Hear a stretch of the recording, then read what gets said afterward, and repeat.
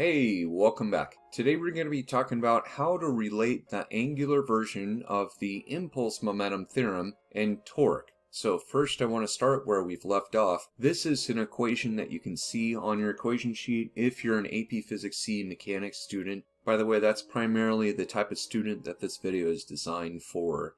So this is what you'll see on your equation sheet. My question is, what's the inverse of this? What do you think the inverse of an integral is? Well, the inverse of an integral is going to be the derivative. So if you take the derivative of both sides, almost like combining algebra and calculus into the same problem, you take dl dt on the left side, and you take d of this numerator right here over dt. The dt's will cancel out. What are you left with? You're left with dl dt is equal to that tau symbol over there for torque. And this is not on your equation sheet. So that's really important, is to understand it's not on your equation sheet. This is something you're expected to know. And that's true for all of these concepts that you'll see an integral for on your equation sheet. You are expected to be able to understand that if you take the derivative of that, what that would look like in terms of the alternate version of the equation, so to speak. So that's what we're saying here. Let's go ahead and see how this applies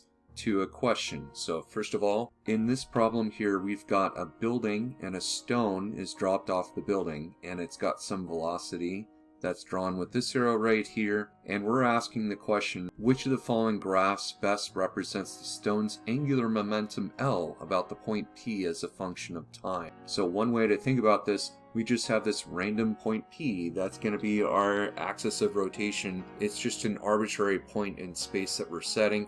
Remember, we've been talking about how an object with linear momentum actually has angular momentum as well if you take it from some arbitrary point. And we've talked about how that r sine theta component, like if you finish the triangle right here, this r sine theta actually doesn't change as this object moves. The r changes, the theta changes, but r sine theta doesn't actually change. So that's an important clue for this problem here. Let's take a look at the four options and think about which one is going to make the most sense. Which of the four options do you think best represents the angular momentum as a function of time graph?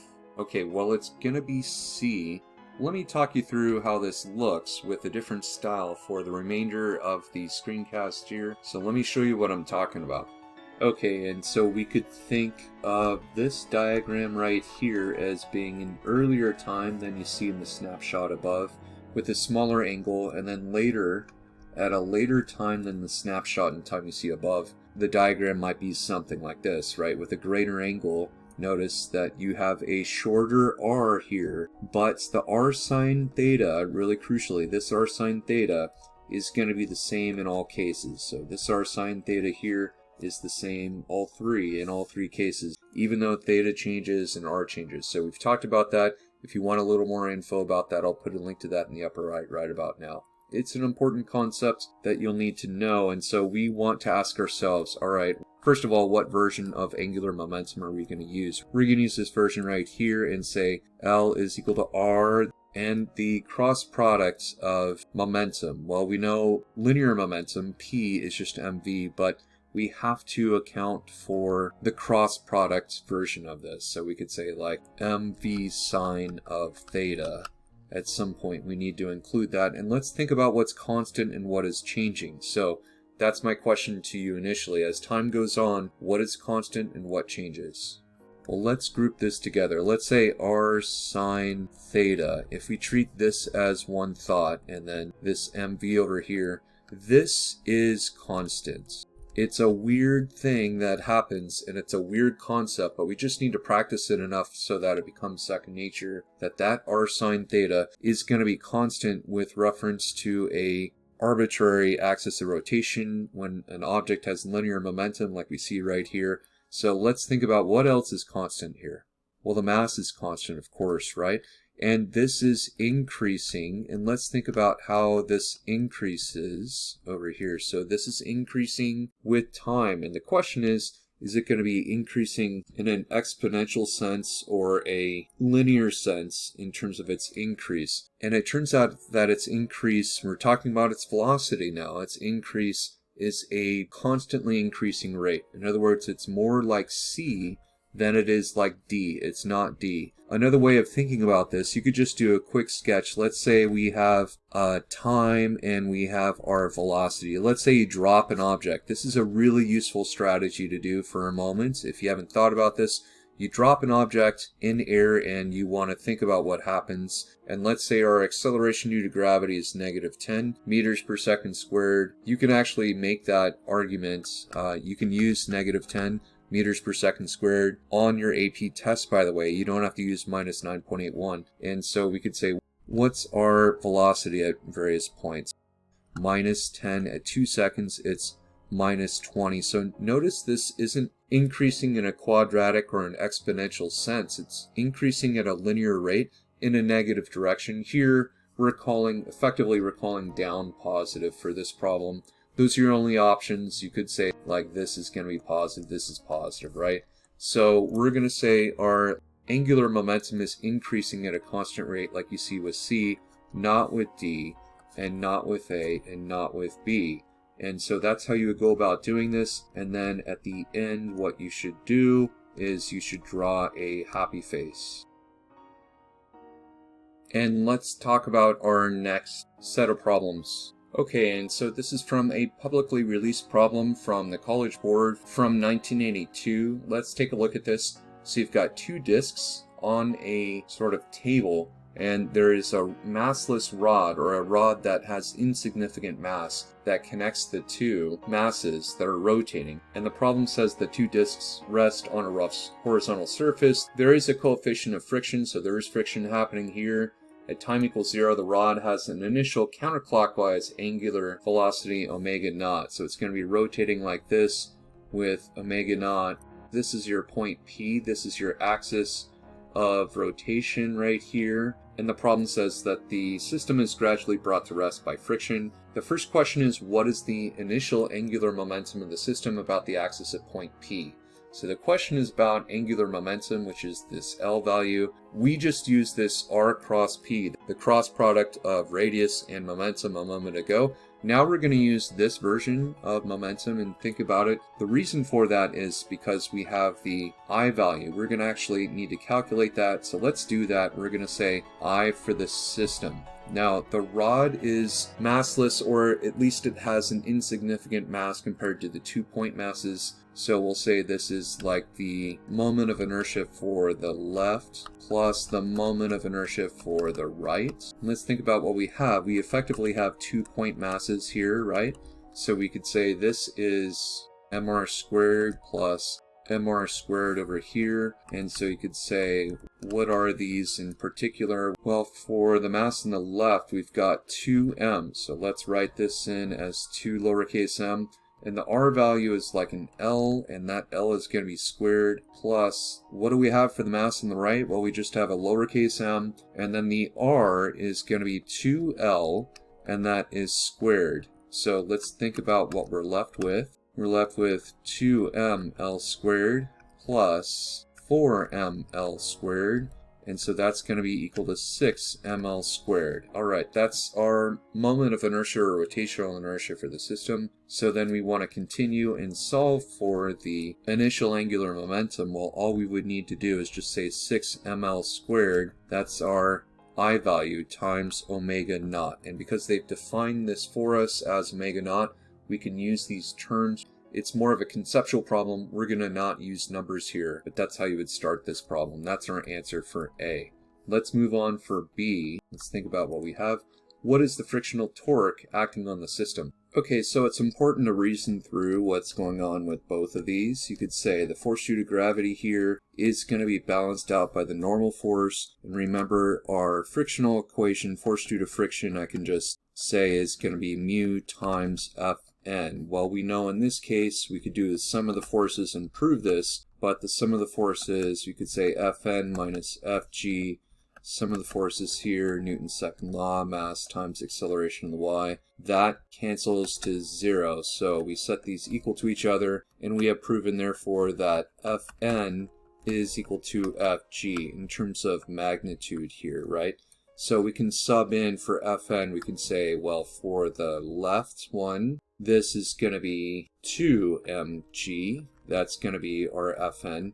And so that'll be our force due to friction for the left. I'm running out of room here, so I'm going to move this down and try to save some space. So the question is about the frictional torque acting on the system. So torque is going to be equal to, let's say this is for the left, cross product of R. And let's think about what this is. So our frictional force is going to be in the opposite direction of motion. They're already at right angles. If you think about it, like our R value, this is an L.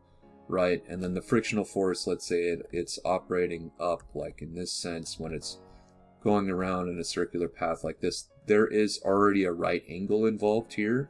So the cross product stuff kind of goes away, and just we can say that they are multiplied together. So the torque for the left is what we're talking about right now, is this frictional force for the left. So that would be mu Fn, we said was 2mg right here, right? I do want to make this negative at some point. We can make it negative right now, and that is because the frictional force is going to be in the opposite direction of the motion. You could also make the argument that the initial motion, I could draw this up here, the initial rotation has a positive rotation, and so because friction by definition goes in the direction opposite that of motion or possible motion, then it's going to be a negative torque that's going to be applied here. So we have to add in that negative value at some point. So I'm doing that right now.